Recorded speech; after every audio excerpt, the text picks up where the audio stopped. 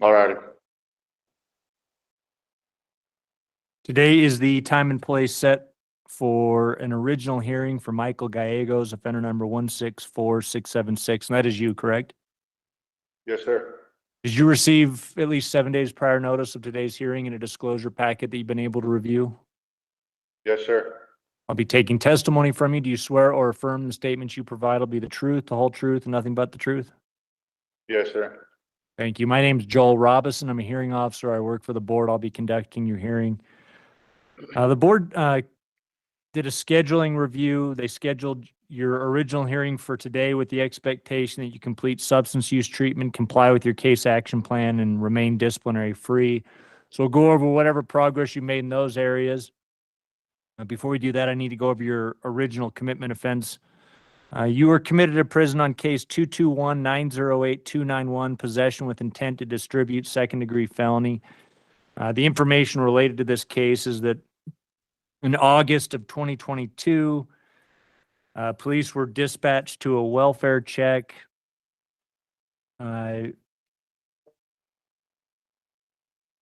Sometime during that welfare check, police discovered that, you were in possession of a large amount of methamphetamine, a pipe. You said that all that meth was for your own personal use. Is that information accurate? It's correct, but I'm not sure if in the information you have, if the amount of meth that they found was correct, because I know they made a mistake and had to go over it. Yeah, the amount that was listed in the report that I reviewed was 6.4 ounces. Yeah, later on, after going through the evidence, I had to go through a couple of evidential hearings. They discovered that they had written that down wrong. So, how much was there? it was like 3 to 5 grams, I think it was. All right. How long had you been using meth leading up to the August 2022? During that time, it was a couple of months because I had left a treatment. I was ordered to do a treatment program, and I had left due to some family issues that I had going on. All right. And so during that period of time of me leaving and getting caught, I was using, it was a couple of months, I think it was. I reviewed your criminal history in preparation for today's hearing. You've had cases on and off over the years, primarily related to drugs and theft. The board expects you to complete treatment and programming prior to today's hearing. If you could go over where you're at with programming. So right now I'm in the ARCHULETA program here in Millard County. I'm 3 months in. I'm scheduled to graduate the beginning of April sometime. I think it's like the 8th or something like that. But right now it's currently like up in the air with this program because our therapist, I guess, walked out or something like probably a month ago. But we're still continuing like to do the inmates on our part. We're still working on our packets, doing what we have to do to make sure like we stay on top of what we're doing. But they have people coming in and saying they'll be here. They have people, and then nobody shows up. So we're up in the air with that. Like we're in limbo. We don't have no idea what's going on with that. But I am active into like doing the homework and all that stuff. I've completed the little side classes that they have provided here in the Millard County Jail, like the 12-step AA and all those little classes. I've done them all. So as far as like what I can do for doing all that, I've been participating in that. So you haven't had any disciplinary violations? No, I had a job before I got into the program, but because I went to the program, I had to leave my job. So have you been clean since your arrest on this case? Yeah. Yes, sir. All right. You saw your maximum sentence is 15 years, August 2038. Your sentencing guideline is 20 months, puts you at April of 2025. That corresponds when you are expected to complete the drug program. However, you've mentioned it might be up in the air depending on what's going on with the therapist. So I'll make sure the board's aware of that. You submitted a board packet that outlined your release plans, so the board will have that to consider. Are you willing to do parole if that's the direction the board goes? Yes, sir. I also have, with my significant other, I got stuff lined up just in case if the board has like aftercare programming lined up to, if I do get a date, just upon that date, like when I gotta go and get that stuff going too for classes on the outside too, so. Where do you plan on doing that?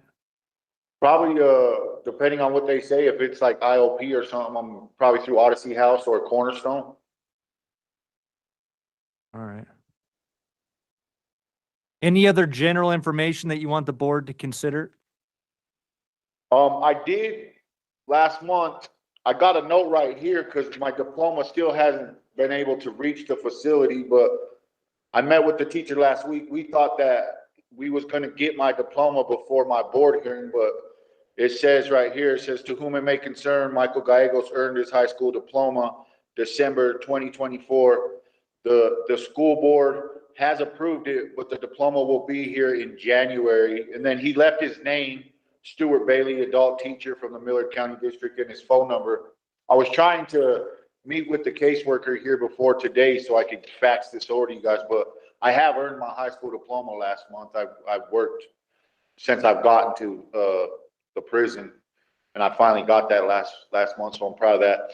And then I don't know if you guys have maybe received a letter, but last month I received some bad news with my mother, who wasn't doing too good, and then she ended up passing away on December 27th. I lost my mom, so I was hoping the board could maybe take into consideration of that too, so I could maybe have a chance. I mean, it's a fresh wound, so maybe have a chance for me getting out to be with my loved ones this time right now. One of the reasons why, and I'm not justifying my actions, I take full accountability that what led up to bringing me here in prison, but if you read back into my stuff, that was like the last 2 times I left treatment was because we had a scare with my mom, and I didn't want to not be able to say goodbye. So that was part of why the reasons I had left, but now she's gone, and you know, that's what it is. So I just wanted to hopefully respect the board to take that into consideration. I did review that letter. Sorry to hear about the passing of your mother. I'll make sure the board has that information, and they may factor that in their decision. I know it's your hope that you could be released prior to that guideline date, so that you could be with your family right now. So I'll let them know that, and it'll be up to the 5 board members to decide. Any other information you would like me to pass along? That should be everything. I mean, I got a good support network, you know what I mean? Like my family's all there for me. I got a good relationship with my significant other and her 2 stepchildren, and also my children, you know, like, so I mean, whatever as planned, I'm gonna make sure that parole and classes are priority to all this. So just hopefully, you know, give them the chance of this. And you don't know by chance how this stuff works with like our therapist not being here and stuff. Like, we just in limbo for that, or what's going on? Yeah, that's the first I've heard of it. I don't know how it's going to work for you, but I'll inform the board that what you've told me today, maybe they'll factor that in their decision whether or not that contingency will remain in place, that you have to complete that prior to release. If it's not your fault that you can't complete it, then you know, the board can factor that into their decision. But yeah, I haven't heard anything about it, so I don't know what's going on there. All right, yeah. And then also, I received a letter from you guys. I don't know if this makes any difference with the contingency or whatever, but I know in my letter it was saying just to participate because of my guideline date would come before maybe I could graduate too. How does that work? Do you know by chance? Yeah, it's all specific to the individual. There are some orders where the expectation is just to participate. So, for example, if the board was to put a release date in place prior to your guideline date, they may say that the expectation is that you participate in the program until your release date. If the board feels that you need to complete the entire program prior to release, then that's the wording they'll use. But Okay. it's entirely up to what they feel is appropriate based off of the circumstances. So what you've got going in your favor is you've done well while incarcerated. You haven't had any disciplinary issues. You're participating in the expected classes. You had employment. You're not a management problem. So the board will factor that in. You've got a release plan, which you indicate you have treatment set up or places you can do treatment.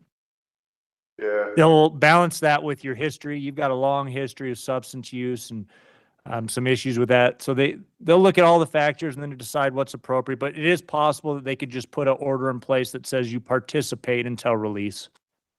Okay. And then also one last question. Sorry, I don't mean to talk to you off. How does the graduating school thing work? It was brought to my attention, like you get a time cut for that, maybe possible? Yeah, it's more complicated in your case. Generally speaking, that once the release date's in place, you'll get a 4-month reduction from for your high school completion. Yeah. With if they maintain that expectation that you complete the entire residential substance use program, then you're not going to be able to get the 4-month time cut for your education because you'll have to remain incarcerated to complete that program. But if the board is willing to waive that prior expectation, you complete substance use treatment, whatever date they put in place, they'll factor in that 4-month reduction for your high school completion. So this is just hypothetically, but your guideline date was April of 2025. So if the board was to give you as much credit as possible for your high school diploma and release you as soon as possible, you'd be looking at an immediate release, which generally is within about 30 days. By the time the board makes their decision, give you some time for release reentry planning, it'll be about 30, 45 days out from today. Okay. Yeah. Okay. All right. Well, thank you, Mr. Gallegos. I think the board will have all the information they need to make an informed decision. I'll get all of the things that we've discussed over to them today, or the first part of tomorrow. And then it could take the board a couple weeks to deliberate. Once they've made their decision, they'll mail you that board order. All righty. All right. Thank you. We'll go ahead and conclude the hearing. You have a